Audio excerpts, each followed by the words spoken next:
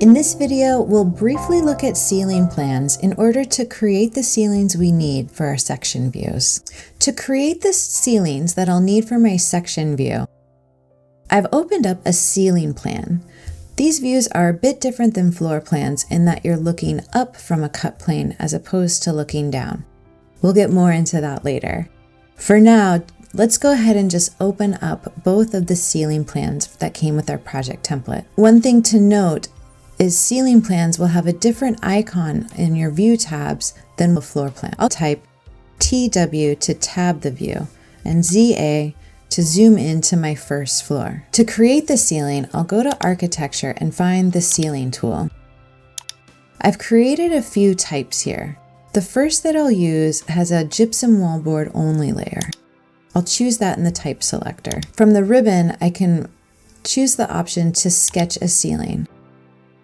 I'll then choose the Pick Wall tool. My first floor ceiling will go to the inside of my core layer.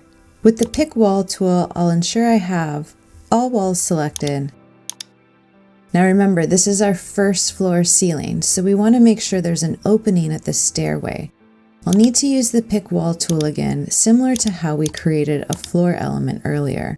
I can then split my line and trim until I have a single continuous line, including an opening for the stairs. In my Properties panel, I'll set the height to 8, but we'll adjust that later. I'll hit my green check mark to say OK. Also on my first floor, I'd like to create a bit of a drop ceiling for lighting later in the kitchen and dining area. I'll go to the Architecture tab and find Ceiling. This time I'll use my ceiling that has some 2x8 joists as well as some gypsum. I'll choose Sketch Ceiling from the ribbon.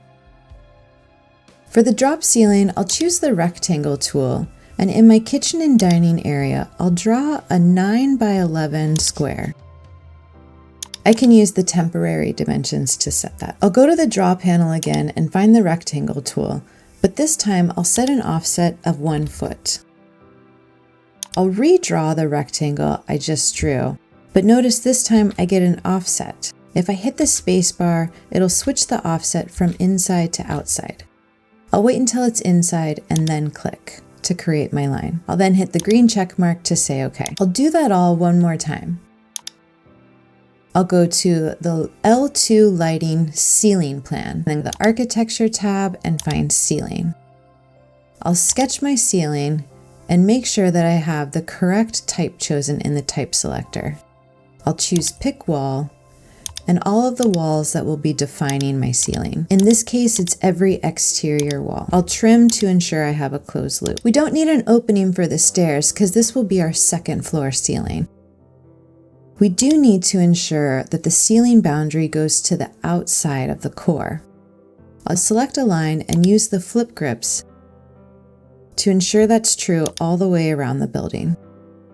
I can then hit my green check mark. If I go to my project browser to open up one of the section views, I should have a main ceiling created for the first floor, as well as a drop ceiling in the kitchen and dining area. I should also have a main ceiling for the second floor. In this video, we opened up ceiling plan views for the first time. We used those views to ceiling elements that will appear in our section view. I hope this helps.